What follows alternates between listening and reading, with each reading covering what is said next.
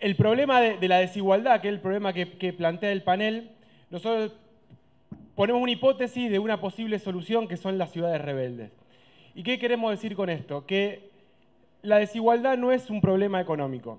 O sea, nosotros tenemos que pensar que la desigualdad es un problema netamente político. Hay una frase que dice que la política justamente es el lugar a donde vamos a decidir cuánta desigualdad estamos dispuestos a tolerar. Y si estamos de acuerdo con esa frase, vamos a estar de acuerdo en que la política que tenemos muy buena no es, porque está tolerando demasiada desigualdad. Es más, hasta podemos decir que esta política y este sistema político reproduce la desigualdad. Y que es muy difícil pensar en niveles de igualdad como los que queremos, que es una igualdad total, dentro o con este sistema político y con esta clase política.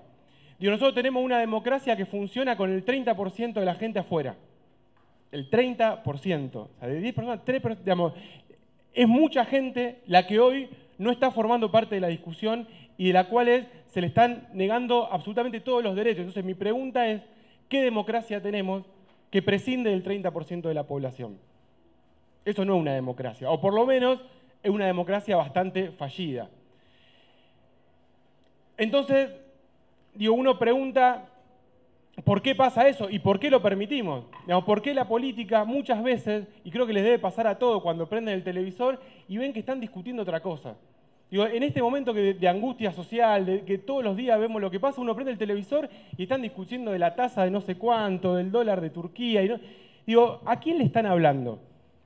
Cuando uno escucha determinados programas supuestamente políticos y a supuestos políticos, están hablando de otra cosa, no están hablando de lo que pasa en el día a día. Porque muchas veces la política y la democracia se volvió un diálogo de incluidos. Incluidos que se hablan a ellos mismos y que después dicen que tenemos una democracia porque todos podemos ir a votar. Eso es una parte de la democracia, es la parte formal de la democracia. Ahora, esta democracia delegativa y representativa que tenemos, nosotros creemos que es parte del problema. Nosotros tenemos que defender la democracia, pero no como una cuestión abstracta. Nosotros tenemos que discutir y refundar la democracia.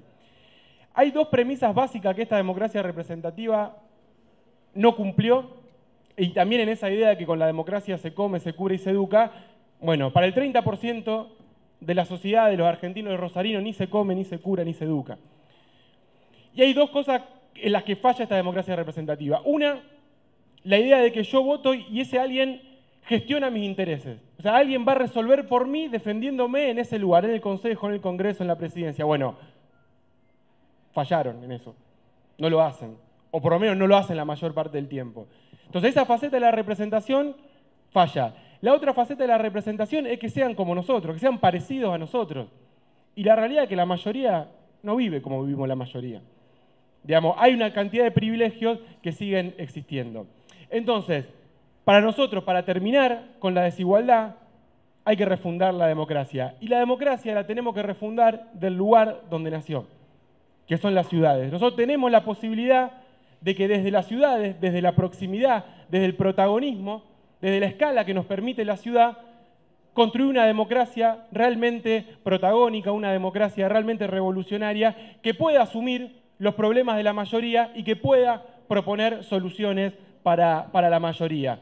Es imposible que esta democracia donde vamos, votamos y otros se encarga, resuelve los problemas de los excluidos. Siempre con un amigo de la política que se llama Juan Graboy, siempre dice una frase que es muy buena, dice, asomate en el Congreso y mirá cuántos compañeros de los barrios hay en el Congreso. Casi nada.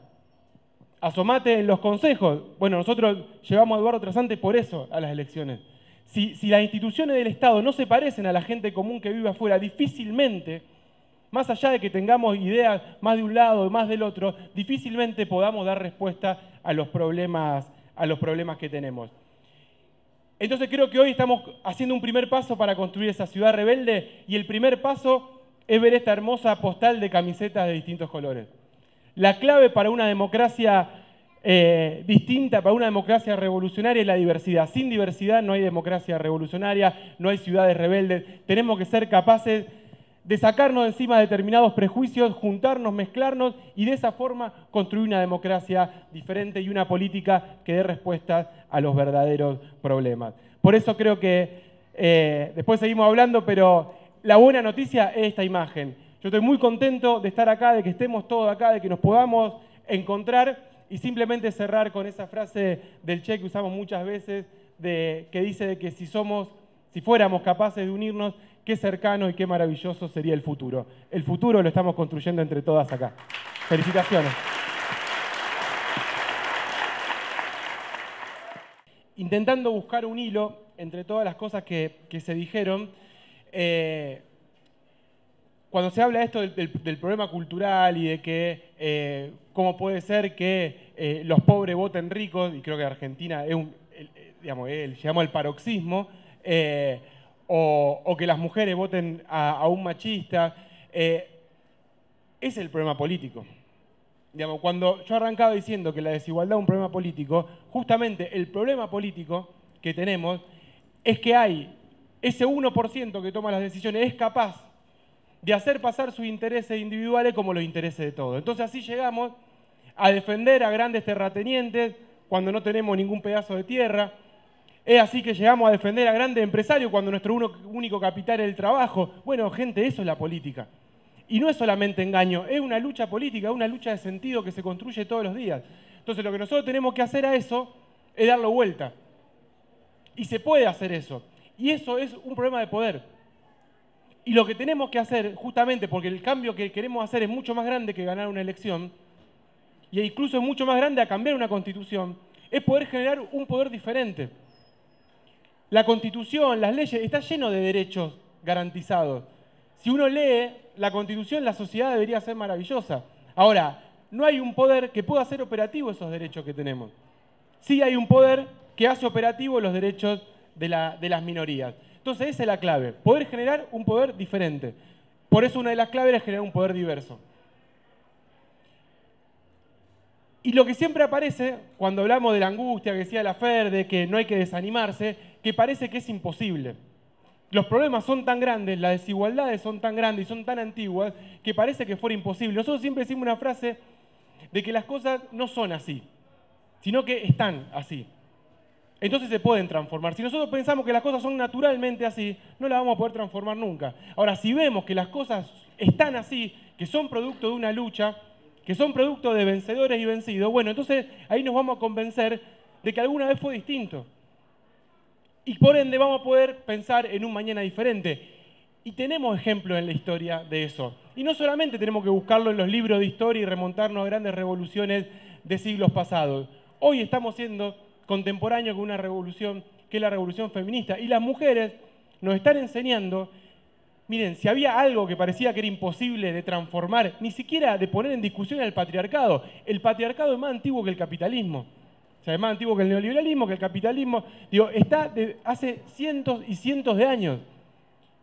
¿Quién hubiera pensado hace apenas 20 años atrás que hoy las mujeres podían estar discutiendo y poniendo en el debate, en el Congreso, en los medios, en la mesa de cada una de las familias, lo que hoy se está discutiendo? Era impensado.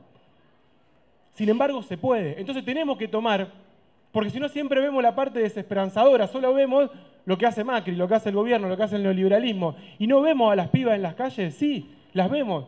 Y en esas movilizaciones y en esos debates que hace años parecían imposibles, están las claves para pensar el futuro y la transformación social en todos los ámbitos. Entonces lo que tenemos que hacer es eso, es escuchar, es aprender, es relegar espacios de privilegio, de poder, y entender que estamos en una transformación, estamos en un aprendizaje social profundo, mucho más profundo del que imaginamos. Y de ahí tenemos que extraer las claves para construir una sociedad diferente. Yo escuchaba a la señora cuando planteaba esto de las prioridades, de decir, bueno, claramente hay una necesidad que es urgente, hay quienes necesitan primero las políticas, quienes necesitan primero que esté el Estado, que esté el poder, que esté la política.